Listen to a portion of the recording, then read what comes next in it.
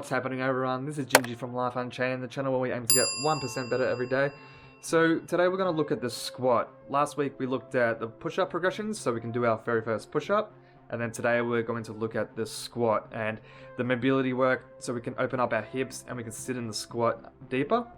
Because if we have tight hips and tight ankles and everything's just, the range of movement is not the best, the progressions later when it comes to things like pistol squats, you're not going to be able to do. And at the moment, my body can't do pistol squats because it doesn't have that range of movement. So, you know, I'm just trying to build up that range of movement, get that flexibility, open up the hips enough so that my body can perform. These are all my tips about what I'm doing to open up my hips, get the range of movement, and you know, just feel really good in a squat position. So I hope you like this, and I hope you take some of these exercises and apply them to your own mobility. So let's get into it. So the first thing that I do to kind of like get warmed up in my hip mobility is a simple windshield wiper. I only do like anywhere from like 15 to 20 of these, and after I do windshield wipers, like my favorite thing to do is to sit into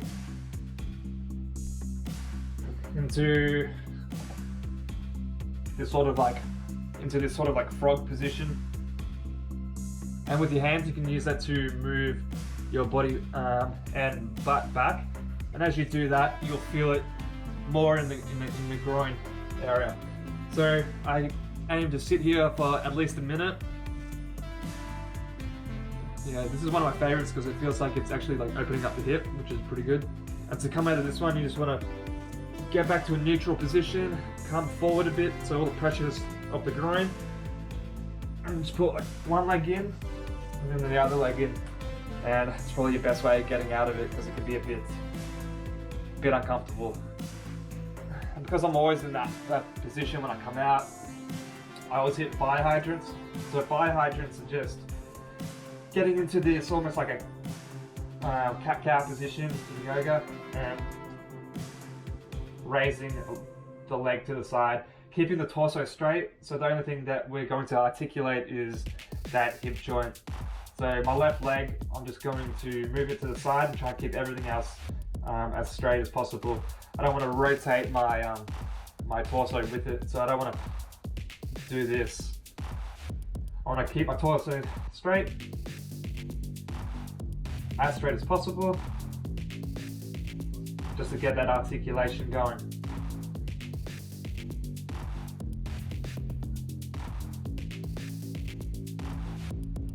And then just change legs.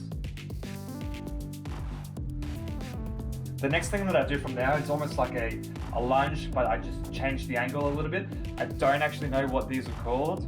Like when I learnt them, they called it like the dragon, which is a ridiculous name. So I'm not sure if that's actually what it's called, or it's just like, you know, a cool way to get people involved in the stretch. So like if you know what this is called, just leave it in the comment below. But essentially, you get into this almost like a lunge position, and then I'm just rotating this leg a bit, so I'm facing this leg straight, and I'm facing this way. That leg there, keep that leg forward, and then I'm just playing here on this diagonal plane. And what I do from here as well, I try and get my forearms to the ground. And then what I do from there is before I swap to the other side, I just bring it into like a normal lunge and try and get my forearms to the ground here. So I'm just working on this angle of opening the hip up, going this way, sinking my butt back, and then rotating to get into that position in the lunge. And then I'm swapping and doing the same to the other side. So this one's called the calf stretch. It's a pretty gnarly stretch.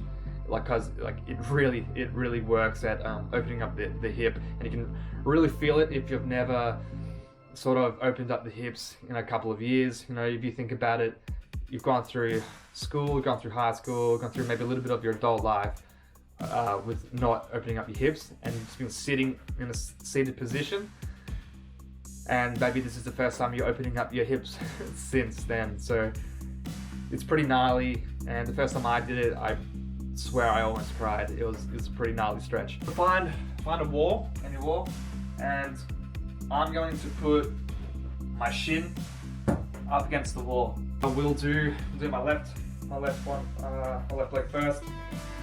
So let's get into it. Okay, I'm just gonna put my shin up against the wall like that. And I can already feel this is gonna be tight. And I wanna get this leg into a lunge position.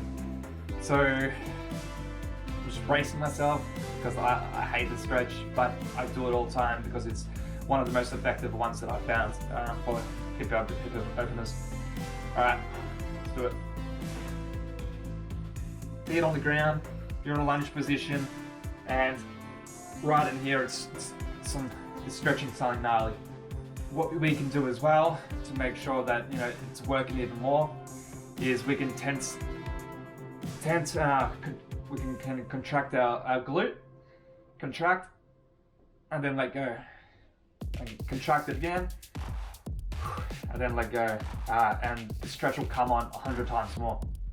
So from here, if we're comfortable in this one now and we want to level it up a little bit, which is, we're always leveling things up here, we want to get into a position where our torso is upright, and then from there as well we can do the same thing. We can contract that glute and then let go, we can contract that glute and let go. So this is what that looks like. Make sure that torso is straight, and then right in here, something nasty. Ooh.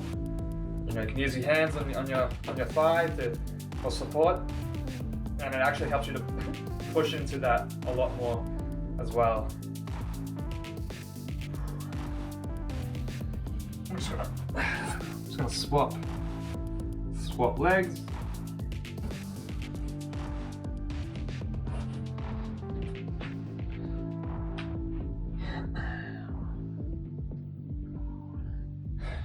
And you're always going to have one side that's tighter than the other one. So this side is actually a little bit tighter than the other one, and love it. After that couch stretch, my hips always feel much more open than any other stretch. So after all of those sort of mobility exercises, you should be feeling pretty good. Hips should be feeling more open than what they were. So the last thing I kind of do for my hips for the day is the 10-minute squat test. If you've never done a 10-minute squat test, it's like a goal you want to work towards and try and achieve. So put the timer on for 10 minutes and try and stay in the squat position for that whole 10 minutes. And it's literally staying in this position for 10 minutes.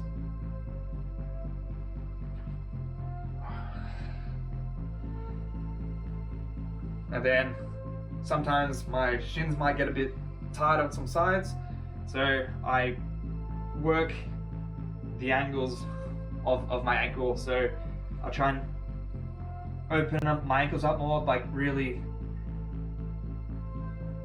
cutting the angles and opening out in different directions.